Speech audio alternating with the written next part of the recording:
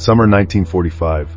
During the Europe Day victory celebration on Red Square in Moscow, in front of the Kremlin Palace and the Soviet leaders, the famous Russian army celebrated their victory over Nazi Germany.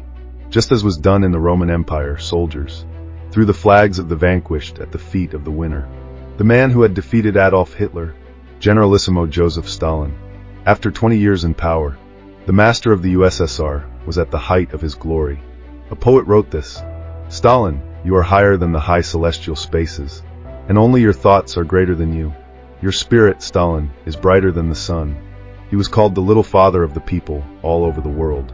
He stood for the hope of a fairer society, and he was the idol of hundreds of millions of people.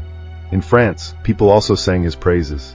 With our whole hearts we proclaim our ardent love for Stalin, and we assure him of our unwavering confidence. Meanwhile, this man was one of the greatest criminals in history. He slaughtered his own people with unlimited brutality. We will annihilate without mercy anyone who threatens, with deeds or even thought, the unity of the state. He created the Gulag system and enslaved 18 million people. You have to cut off destructive party members to preserve it from disease and infection. He cynically caused famines that led to the deaths of 7 million people. Death solves all issues, no people, no problems. He sacrificed his own family for his power. A true Bolshevik shouldn't have a family. This is the incredible story of a son of a small craftsman, who became one of the most powerful personalities on the planet. We will tell you how this man, who claimed he brought joy to his people, became, through megalomania and fanaticism, one of the deadliest dictators mankind has ever known. The year 1924 is when it all started. We are in the vicinity of Moscow, in the middle of a harsh Russian winter. Lenin, the father of the Bolshevik Revolution, had just died. It is one of the first moments where Stalin appears in public, carrying Lenin's coffin alongside Soviet officials. Stalin was 46 years old. He was Secretary General of the Communist Party, a relatively inconspicuous post at the time. Among his comrades, nobody could imagine that he would be the one to succeed the great Lenin. They didn't know that, 10 years later, he would have almost all of them arrested and executed. To his comrades, Joseph Stalin seemed insignificant. One of them said, "Stalin is the most outstanding mediocrity of our party." Another confirmed, "We are not afraid of Stalin. As soon as he wants to get on his high horse, we will eliminate him." For a long time, Stalin had hidden his real intentions. His real name was Yosef Jugashvili. He was born in 1878, in the time of the Tsars, a monarchical regime based on inequality and submission to the monarch. He spent his childhood in poverty, with an alcoholic and abusive father. He grew up under the strict guidance of Orthodox monks from an early age.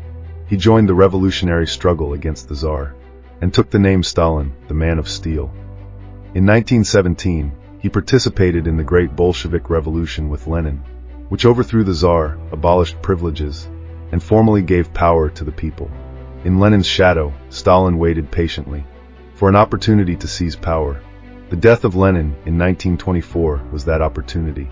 Through maneuvering within the party, he sidelined one of the greatest figures of the moment, Trotsky, before exiling him to Kazakhstan.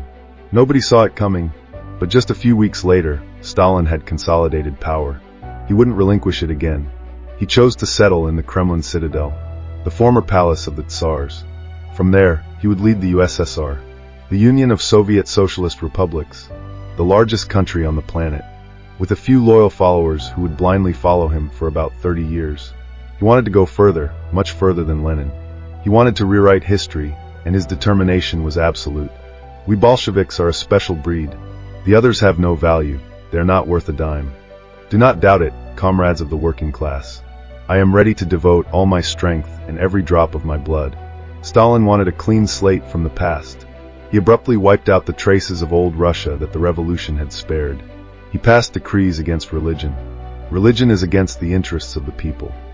Across the country, he removed and destroyed Orthodox icons. In place of the old order, he implemented a radical project to build communism, an ideal society, happy and healthy, without rich or poor, a world where everything is shared, where everyone has equal opportunity at birth, where health and education are accessible to all. For the Soviet Union, his ambition was unlimited. Old Russia had always been defeated because of its backwardness. Slowing down the pace means to lag behind, and the stragglers will be defeated. We in the Soviet Union do not want to be defeated anymore. He launched gigantic construction projects: skyscrapers, subways, railways, dams, and power plants. He wanted to modernize Russia, to turn it into a paradise for workers, a world where unemployment did not exist, and where each worker could provide a decent life for his family. In this world, Stalin occupied the first position. We, the pioneers of the great country, party soldiers always ready. Thank you, Stalin, for the happiness you are providing our country. Stalin became the undisputed leader of the communists. His portrait appeared everywhere. In factories, on trains, in classrooms, even in dining halls. He meticulously supervised his own image, personally correcting his official biography, which was printed in millions of copies. He added handwritten notes, including, "Stalin is the greatest captain of all time and of all people." In reality, Stalin was physically unremarkable. He was only 5 feet 3 inches tall. He wore wedge-heeled shoes, and often stood on a small wooden platform to appear taller. This image is his true face. His skin pockmarked from smallpox contracted at age 7. Yet in public, his skin appeared flawless. The new master of the Kremlin was a mystery to his people.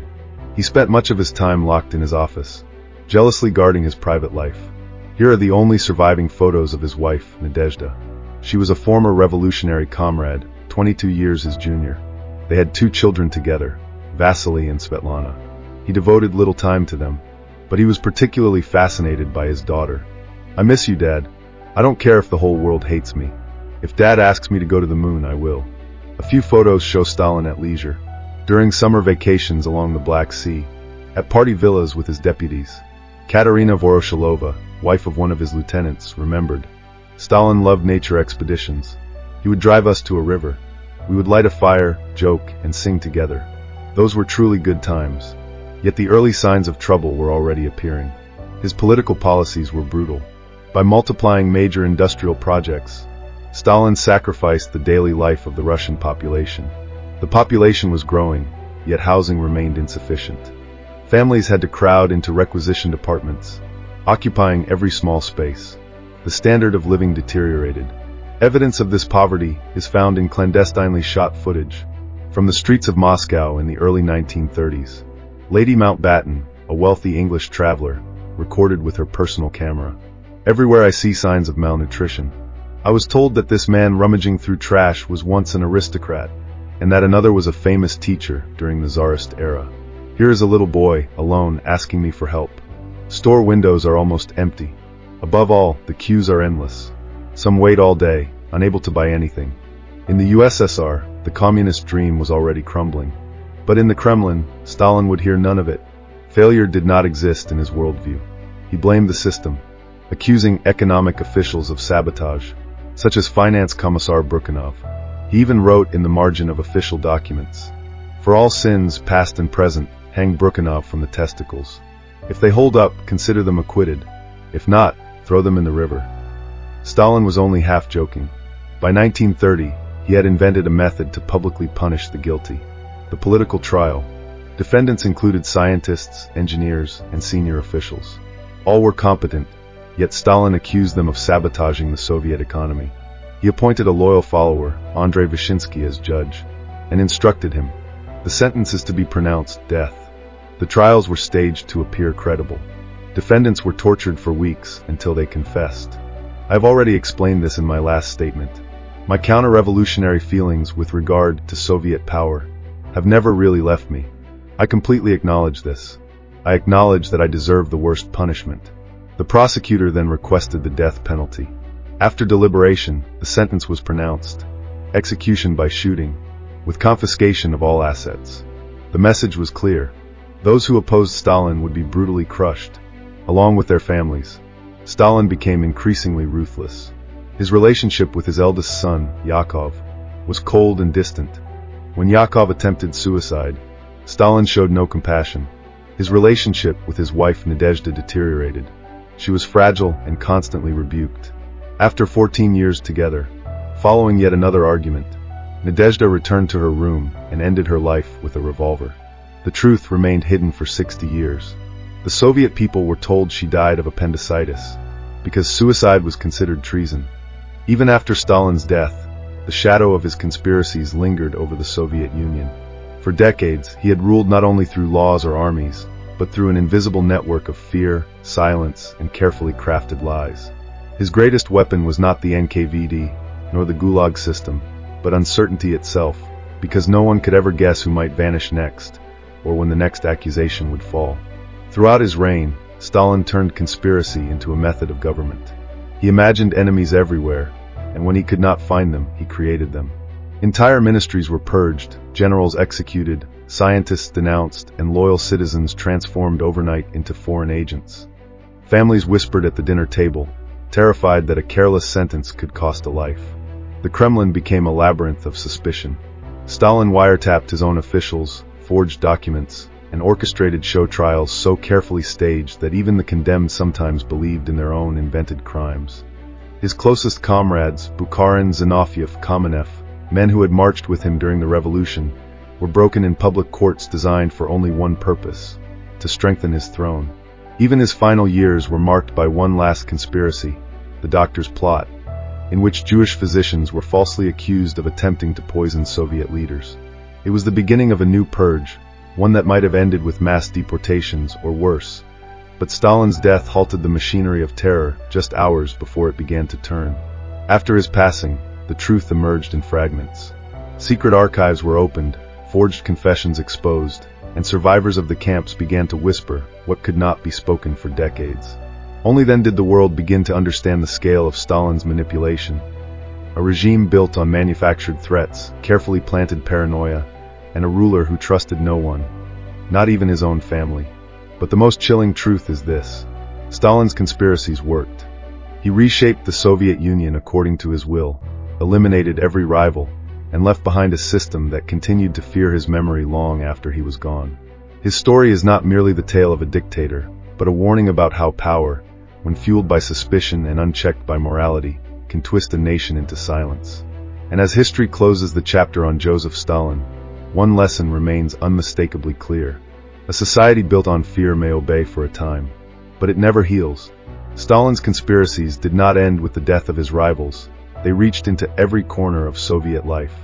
He manufactured enemies so relentlessly that even the most loyal citizens lived in constant dread of becoming the next traitor. To maintain control, Stalin perfected a system where truth was irrelevant and fear was law. Even natural events were turned into weapons of suspicion. When a factory underproduced, it was sabotage. When a crop failed, it was counter-revolutionary activity. When a worker fell ill, it was lack of socialist vigilance. This logic, twisted and absolute, allowed Stalin to justify anything. A whisper became a crime. A doubt became treason. A gesture became proof of betrayal. In the corridors of the Kremlin, conspiracy became routine. Stalin read secret police reports late into the night, marking names with a blue pencil, a quiet signal that someone's fate had been sealed. He demanded detailed surveillance on his generals, his ministers, even his friends. No one was exempt. No one was trusted. Not even Beria, the feared master of the secret police, slept peacefully. He too understood that the dictator's suspicion was like a fire that devoured friend and foe alike. One day he carried out the purges. The next day, he could become their target. Stalin's paranoia reshaped Soviet science as well. Entire research fields were destroyed because they didn't fit his ideological expectations. Geneticists were arrested. Physicists were denounced.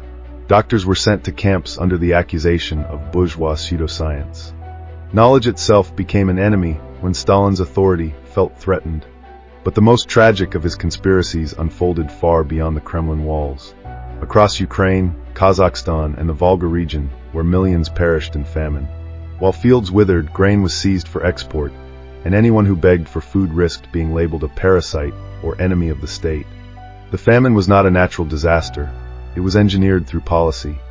A silent catastrophe born from Stalin's desire to crush resistance and reshape society by force. In foreign affairs, Stalin's conspiratorial worldview twisted the USSR's relationships with the world. He pushed friendly leaders aside, elevated obedient ones, and installed governments he could manipulate from afar. Eastern Europe did not simply fall under Soviet influence. It was bound there by the same mechanisms of fear and purges that had crippled Russia itself. New communist leaders were summoned to Moscow, interrogated, intimidated, and sometimes eliminated if they showed even a trace of independent thought. Stalin believed the world was divided into two camps, those who obeyed him, and those who conspired against him. There was no in-between. Even in the final months of his life, he was plotting new purges. New lists were being prepared, new accusations drafted, new prisons emptied to make room. His death, abrupt and lonely, did not merely end the life of a dictator. It dismantled a machine built on decades of distrust, blood, and an obsession with enemies, real or imagined.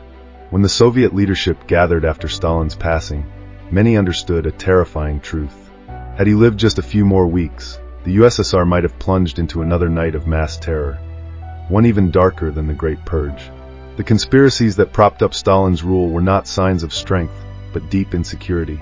A man who claimed to build a workers' paradise trusted no worker. A leader who demanded loyalty trusted no ally. A ruler who shaped the fate of millions could not escape the prison of his own paranoia. In the end, Stalin's greatest conspiracy was against his own people, and the greatest tragedy was how long it succeeded. He blamed the thousands of soldiers surrendering as traitors. Their families were to be deported. Deserters were hunted by special units, with explicit orders: shoot those who panic or retreat. In just a few weeks, Stalin's mismanagement led from disaster to disaster. In Ukraine, he forbade the evacuation of Kiev, resulting in the capture of 500,000 soldiers, the largest mass surrender in history at that point. By October 1941, for months after Barbarossa, Hitler's army was only a few miles from Moscow. The city was bombed daily. Citizens took refuge in subways. Writer Viktor Kravchenko noted in his journal, "Moscow gives you the feeling that you're dying. Panic reigns. Rumors circulate that a coup has occurred in the Kremlin and that Stalin has been arrested." In reality, Stalin had taken refuge in the subway temporarily. Despite calls to evacuate, he chose to remain in Moscow.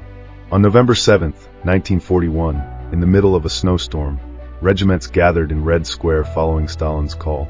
Tanks arrived directly from the front, ready for combat. His speech galvanized the troops. "Supporters of all nations, the world is watching. Crush the hordes of looters and German invaders. Glory to our country, to freedom, to independence, onward to victory under Lenin's flag." The Soviet army stabilized the front near Moscow. 10 months later, in the summer of 1942, the Battle of Stalingrad became the turning point of the war.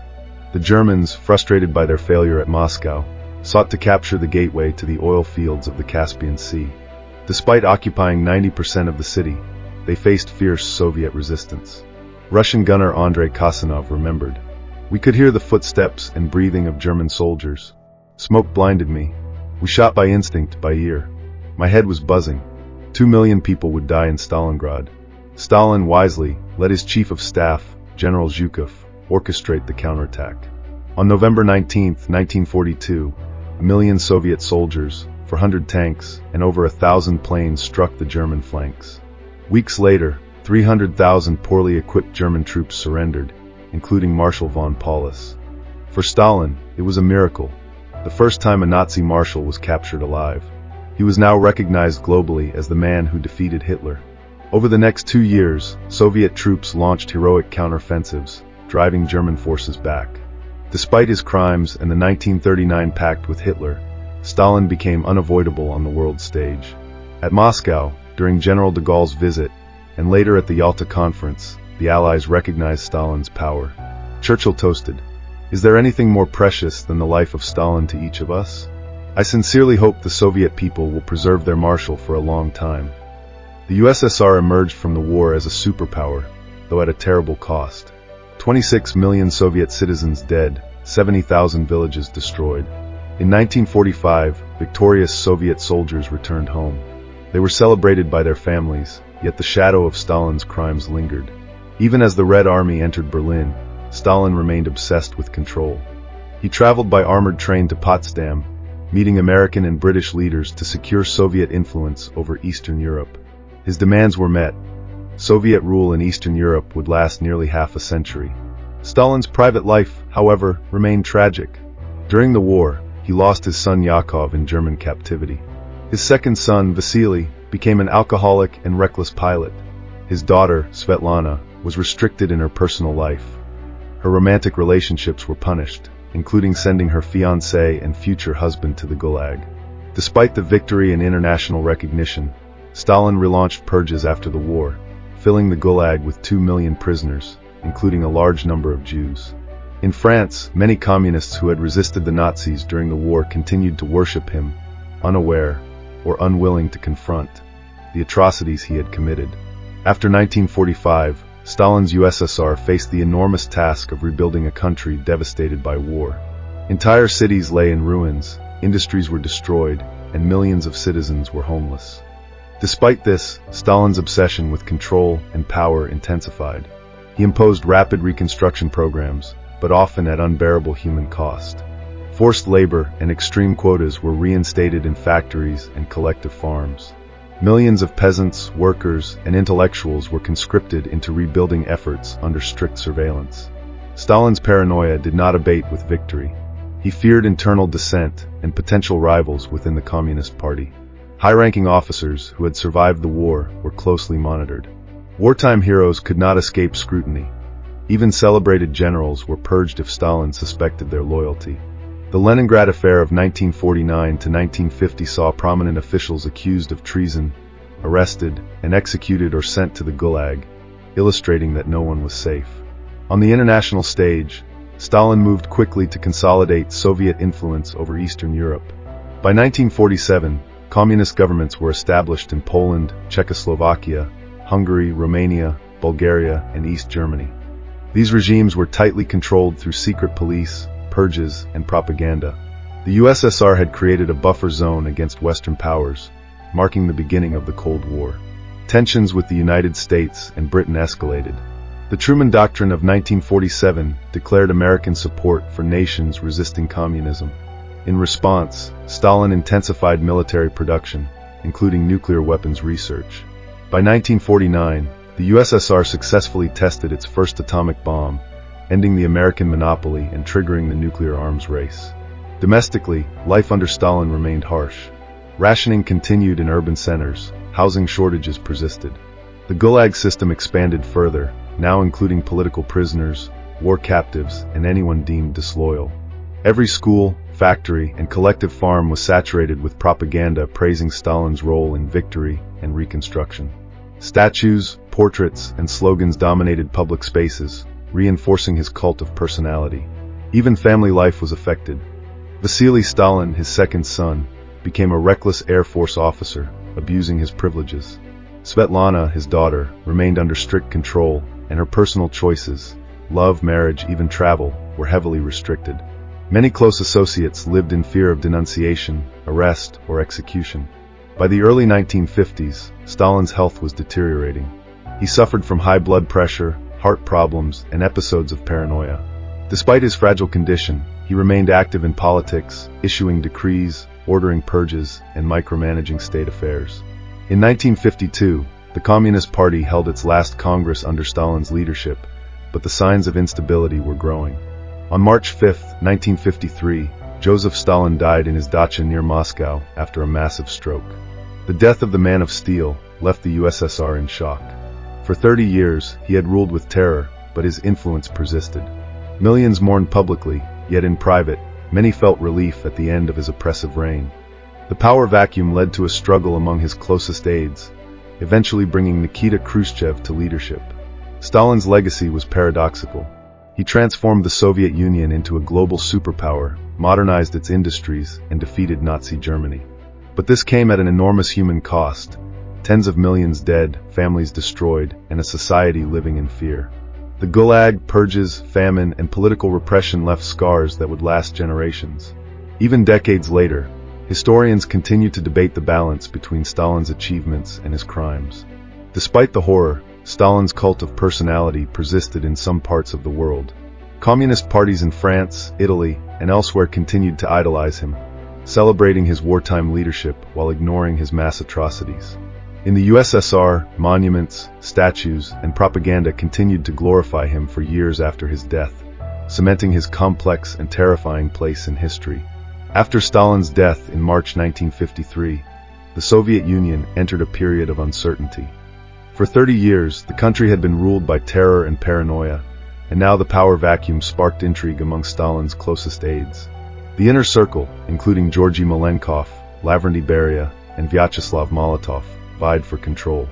Beria, the notorious head of the secret police, initially appeared to consolidate power. However, within months, he was arrested, tried, and executed, signaling that Stalin's successors would not allow another tyrant to rise unchecked. By 1956, Nikita Khrushchev had emerged as the new leader of the Communist Party. In a dramatic and unprecedented move, he delivered his secret speech at the 20th Party Congress, denouncing Stalin's cult of personality and exposing his crimes to the party elite. For the first time, the scale of the purges, executions, and famines was publicly acknowledged within the USSR. Khrushchev called Stalin a tyrant who betrayed socialist ideals, yet carefully avoided condemning the system itself. The de-Stalinization campaign had wide-ranging effects. Many political prisoners were released from the Gulag, some after decades of imprisonment. Streets, squares, and cities named after Stalin were renamed. Statues and portraits of Stalin were removed or destroyed. The public was encouraged to criticize past excesses, though censorship and party control remained strong. Despite these reforms, the shadow of Stalin lingered. The Gulag system, though reduced, continued to exist in modified form. Fear remained a tool of control, and dissent could still be punished harshly. Khrushchev himself faced limitations, as entrenched party structures and military elites still revered Stalin's role in defeating Nazi Germany. Internationally, Stalin's legacy shaped the early Cold War. His consolidation of Eastern Europe had created a clear division between East and West, and the United States and its allies responded with containment policies. The Berlin Blockade, 1948 to 1949, the Korean War, 1950 to 1953, and the nuclear arms race all had roots in the post-war power structures Stalin had established. Even after his death, the USSR remained a global superpower, with Stalin's policies forming the foundation of its military and political strategy. Stalin's death also marked the end of personal terror as the primary method of governance. Khrushchev shifted toward collective leadership, though the party still maintained control over every aspect of life. Propaganda continued, but it gradually emphasized Soviet achievements and socialist progress rather than glorifying a single individual. In private, ordinary citizens reflected on decades of fear and repression. Families torn apart by purges, exiles, and famine struggled to rebuild. Survivors of the Gulag told stories of endurance and resilience. Historians and writers began documenting the horrors of Stalin's rule, ensuring that future generations would not forget. By the 1960s and 1970s, the USSR had stabilized as a superpower under Khrushchev and his successors, but the psychological scars of Stalinism persisted. Citizens were cautious in speech and action, remembering that even after his death, the party's reach was absolute. In the world outside, Stalin was increasingly seen as a historical symbol of totalitarian terror, even as some leftist movements continued to idolize his wartime leadership. Stalin's life and rule serve as a stark reminder of the dangers of absolute power. He had transformed a backward, war-ravaged empire into a global superpower, but his methods, mass terror, purges, forced labor, famine, left a legacy of human suffering that could never be undone. Even decades later, Russia and the world still grappled with the consequences of his reign.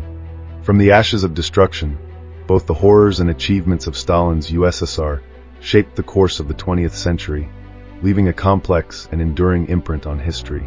In 1949, he celebrated his 70th birthday. Gifts were sent from everywhere to the Kremlin.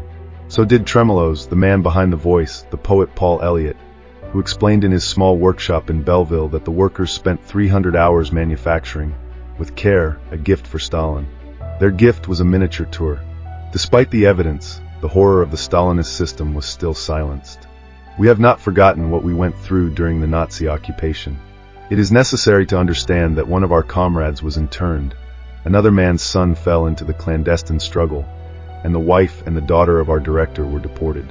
Without the victory at Stalingrad, our village, Grigny, would have still been occupied by the Nazis, like all of France and Europe. Therefore, we, all peasants from Grigny, wish a happy birthday and long life to Generalissimo Stalin, who freed us with his victory. We wish long life to a clear-sighted guide to the working class, to Stalin, the man of peace. For his birthday, the man of peace convened in Moscow the international communist elite, especially the Chinese leader Mao Zedong. But a little 12-year-old girl was starring in the ceremony. Her name was Natalia.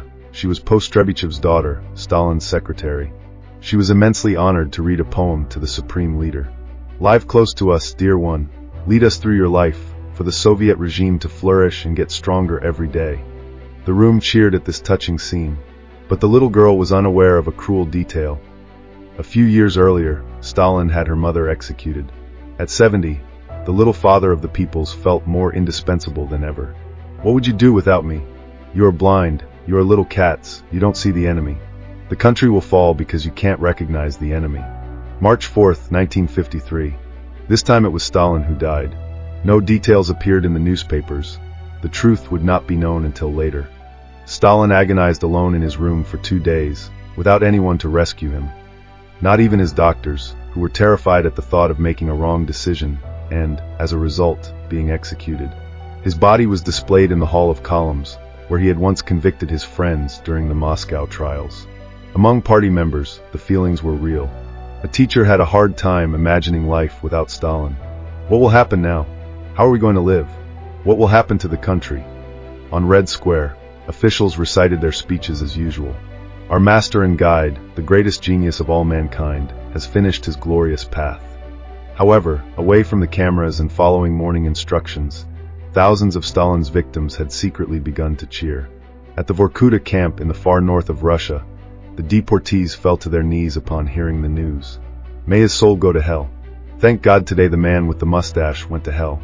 During his reign, the man who promised heaven on earth caused the death of 20 million people. After Stalin's death in March 1953, the Soviet Union entered a period of profound uncertainty. The omnipresent fear that had defined daily life under the dictator did not disappear immediately. Millions of prisoners remained in the Gulag, thousands of families still bore the scars of deportations, and the political apparatus he had built continued to operate with ruthless efficiency. In the Kremlin, a power struggle quickly emerged. Lavrentiy Beria, the former head of the secret police, saw an opportunity to assert control. He promised reform, including a partial release of Gulag prisoners, but his ambitions threatened other members of the Presidium. Within months, Beria himself was arrested and executed, a chilling reminder that Stalin's shadow still haunted the corridors of power. Meanwhile, Nikita Khrushchev began consolidating influence. A loyal but less brutal bureaucrat, Khrushchev slowly distanced the party from the most extreme methods of Stalinist repression. In 1956, he delivered the famous secret speech at the 20th Congress of the Communist Party, denouncing Stalin's cult of personality and the crimes committed during his reign. The personality cult surrounding Stalin was unprecedented, Khrushchev declared. It has misled the people and the party, led to mass repression, and caused immense suffering. This speech shocked the Soviet elite and ordinary citizens alike. For the first time, the official narrative acknowledged the brutality that had been denied for decades. Monuments of Stalin were removed in Moscow and across the USSR, and cities renamed in an effort to erase the traces of his rule. Yet the shadow of his policies persisted. The Gulag system, though gradually scaled down, continued to imprison political dissidents, intellectuals, and ordinary citizens who resisted collectivization or state control. Agricultural and industrial plans, designed to modernize the Soviet Union, left scars on the countryside. Decades of forced labor and famine had reshaped rural life. Internationally, Stalin's legacy shaped the Cold War. Eastern Europe remained under Soviet domination, as Stalin's Red Army had occupied much of the region during the final stages of World War II. Nations such as Poland, Hungary, and Czechoslovakia fell under communist regimes that mirrored, in structure if not in brutality, the system Stalin had built. The Iron Curtain, a term Winston Churchill had coined in 1946, became a reality that would define global geopolitics for decades. At home, the memory of fear slowly began to fade. Families who had endured deportations, executions, and the constant presence of secret police began to rebuild their lives. Education and industry continued under the direction of the party, but a cautious optimism emerged. Citizens could speak slightly more freely, travel more safely, and for the first time in decades, imagine a life not dominated by terror. Yet the psychological and cultural scars were permanent. The cult of personality, the forced labor camps, and the systematic repression had left an entire society traumatized. Stories of families torn apart, villages depopulated, and children growing up in fear persisted as whispered warnings. By the late 1950s, the Soviet Union had emerged as a nuclear power, with Khrushchev leading the country through space exploration and industrial growth. But every achievement bore the shadow of Stalin's decades of terror. Millions who had died, disappeared, or suffered remained a silent testimony to the cost of absolute power. Even today, historians debate Stalin's impact. Some highlight the Soviet victory in World War II and the industrialization that transformed the USSR into a global superpower. Others focus on the human toll, the purges, famines, executions, and the pervasive climate of fear. Both sides acknowledge one undeniable truth. Stalin reshaped the Soviet Union permanently, for better and for worse. The death of Joseph Stalin did not erase the consequences of his reign. 20 million lives lost, families destroyed, villages emptied, and a nation steeped in fear. These were the indelible marks of a man who had promised a utopia and delivered terror. Yet the Soviet Union endured, shaped and scarred by his rule, carrying forward both the achievements and the atrocities. The world remembers him as a paradox, a leader who industrialized a backward country, defeated the Nazis, and turned the USSR into a global superpower, but at a cost so immense that it is almost unimaginable. Monuments to Stalin were torn down, cities renamed, and history books rewritten, yet the shadows of the Gulag, the purges, and the famines lingered in the memory of millions. For the people who lived through his era, life after Stalin was not freedom. It was the cautious hope of survival, the tentative reconstruction of society, and the quiet remembrance of those lost. Across Eastern Europe and the Soviet Union, families tried to rebuild, but the scars ran deep, passed silently from one generation to the next. History teaches that absolute power, unchecked by law or conscience, can bring both triumph and unimaginable horror. Stalin's name remains a symbol of that duality. The genius and the tyrant, the liberator and the executioner. To remember him is not to celebrate, but to bear witness. To understand his era is not to excuse, but to learn. In the end, the story of Joseph Stalin is a warning to humanity. That progress built on fear and oppression comes at an unpayable price, and that the consequences of tyranny echo long after the dictator is gone. And so, as the pages of history turn, the echoes of his reign remain, a stark reminder of the fragility of freedom, the weight of power, and the enduring responsibility of those who lead nations. On March 2, 1938, Bukharin was formally tried, condemned, and executed. His family was deported. The purges now extended to all families in the USSR, without distinction. Stalin's paranoia knew no limits. He encouraged denunciation. Even children were instructed to report their parents. One young boy said, "As a pioneer, I must report that my father acted counter-revolutionarily. I ask you not as a son, but as a pioneer, to hold him accountable." Stalin's henchman, Nikolai Yezhov, nicknamed the Dwarf for his small stature, became the head of the secret police. "I might be short, but my hands are strong. These are Stalin's hands. We are launching a large-scale attack on the enemy. There will be innocent victims. When you clear a forest, chips fly off."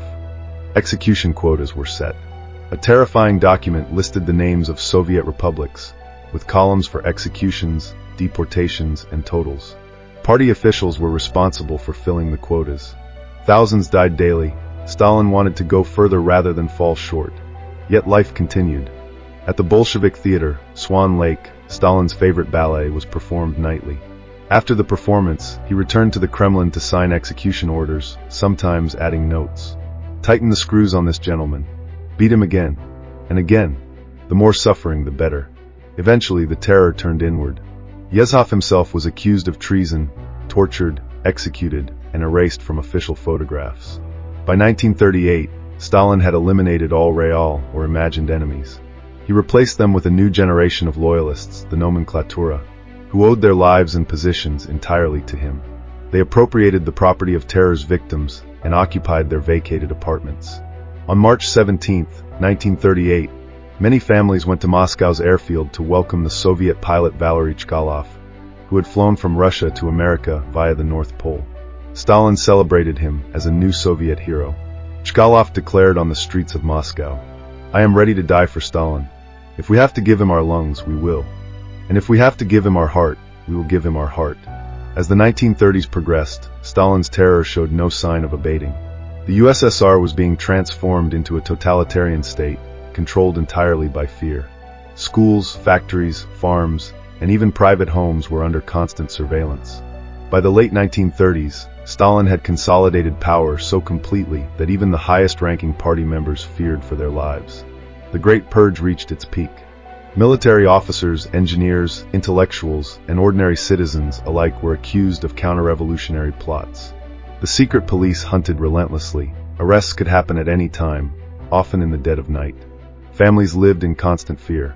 Children were taught to inform on their parents, neighbors on neighbors. Letters, diaries, even casual remarks could become evidence of anti-Soviet behavior. In 1939, the political landscape shifted internationally. The Molotov-Ribbentrop Pact, a non-aggression treaty with Nazi Germany, stunned the world. While publicly presenting this as a diplomatic success, Stalin secretly prepared for inevitable conflict. He rebuilt and expanded the Red Army, although decades of purges had weakened its experienced leadership. Soviet citizens were told stories of heroism and progress. The press glorified industrial achievements and collectivization, hiding the human cost. Propaganda painted Stalin as the father of nations, the savior of workers everywhere. Children learned songs praising him, and portraits of the leader were ubiquitous, from classrooms to factory floors. Meanwhile, the Gulag system expanded. Prisoners continued to endure forced labor in harsh conditions across Siberia, the Arctic, and remote regions. Every major industrial project, canals, railways, power plants, relied on this slave labor. Death from starvation, disease, or exhaustion was a daily reality. In 1941, Stalin's paranoia reached a new level. Despite signing a non-aggression pact with Hitler, he distrusted German intentions. Reports of troop movements and border preparations were dismissed or delayed. He did not act decisively. This hesitation would have catastrophic consequences when Operation Barbarossa began in June 1941. The German invasion was sudden and devastating. Millions of Soviet soldiers were encircled and captured. Cities and towns fell in weeks. Yet, Stalin remained the symbol of unwavering power. Even as Moscow itself faced siege, he insisted on total resistance. Propaganda presented him as an infallible leader, orchestrating the defense from his Kremlin offices. Behind the scenes, Stalin's methods of terror did not cease. Any suspected failure, hesitation, or dissent was met with brutal punishment. Commanders who retreated or failed to achieve unrealistic objectives were arrested, executed, or sent to labor camps. The Red Army, though massive, was kept under tight political control through fear, with commissars and NKVD officers embedded in every unit. Despite these horrors, the USSR began a desperate mobilization. Factories were evacuated eastward, far from the advancing German armies. Women and children joined the workforce, constructing weapons, repairing railways, and supporting the war effort. The propaganda machine portrayed this as collective heroism, hiding the immense suffering and casualties behind slogans and posters. In the winter of 1941-42, the Battle of Moscow became a turning point. Soldiers and citizens endured freezing conditions, supply shortages, and relentless combat. Despite Stalin's earlier purges decimating the officer corps, new leaders emerged, trained in secret or promoted out of necessity. Victory came at a horrifying cost. Hundreds of thousands of lives lost, entire towns destroyed, but Stalin's cult of personality remained intact.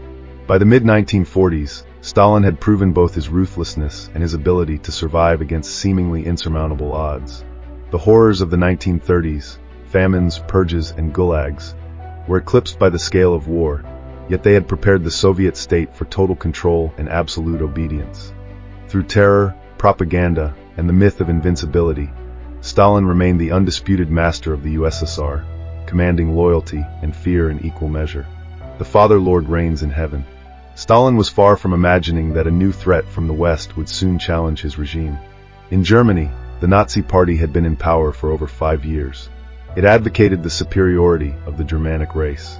Leader and Chancellor Adolf Hitler, just like Stalin, had established a dictatorial regime. He had already annexed Austria and aimed to seize all neighboring countries, including France. Most of all, he dreamed of attacking the Soviet Union and annexing its territory for the benefit of the German people. The mission of the Nazi movement was to destroy Judeo-Bolshevism. Destroying Russia would provide the German people with Lebensraum, vital living space. Hitler said, "My ambition is to be the man who will break Marxism." Stalin finally realized the threat, but it was too late. The USSR was not ready for a conflict. Its weapons were outdated, and its military staff had been decimated during the purges. He had executed 20,000 Soviet officers and members of the general staff during the terror of the 1930s. By 1941, only a few outdated generals remained, men who had no understanding of modern warfare. As one officer complained, "You won't change my mind." But as soon as war broke out, panic spread among soldiers and civilians alike. To gain a temporary reprieve, Stalin negotiated at the last minute in August 1939 with Ribbentrop, Hitler's ambassador to Moscow. The two giants signed a non-aggression pact, just days before the outbreak of World War II. An unnatural agreement with many ulterior motives, it gave Stalin time to prepare, but only temporarily. On September 1, 1939, the German army attacked Poland. It was the beginning of the Second World War. Within weeks, the Nazis crushed the Polish army, winning a resounding victory, the first of many. 8 months later, in May 1940, Hitler attacked from the west and occupied France in less than 2 months. Military occupation, racial persecution, and political repression spread across half of Europe. Meanwhile, Stalin did not remain entirely inactive. He annexed new territories under the Molotov-Ribbentrop Pact. By winter 1940-41, he still believed he was safe from a German attack. But this time, he was gravely mistaken. Hitler decided to pursue his old dream, destroy the Soviet Union. The Barbarossa Plan, one of the largest military operations in history, aimed to overwhelm the Soviet army and reach Moscow in just a few weeks. Spring 1941 saw German forces massing on the border. Soviet generals observed the movements and sounded the alarm, requesting permission to deploy troops. But Stalin, paranoid as ever and fearing a trap, dismissed them. "You have a big head but a small brain. Germany will never fight Russia alone." On June 16, 1941, a spy reported that an attack was imminent. Stalin refused to believe it. "He's a disinformer. Let him go to hell." On June 21st, a German deserter crossed the border and confirmed the attack would begin at dawn. Stalin's verdict was to shoot him. On June 22, 1941, the invasion began. 3 million German soldiers attacked the USSR. From the first hours, they destroyed 1,000 Soviet planes on the ground. Villages were overrun. Thousands of soldiers were scattered and disoriented. The eldest son of Stalin, Yakov, was captured while trying to escape in disguise. Back in Moscow, the population was in shock. People ran to newspapers, desperately waiting for Stalin's response. But it was Molotov, his deputy, who addressed the nation. Stalin remained entrenched in the Kremlin, refusing to acknowledge the disaster.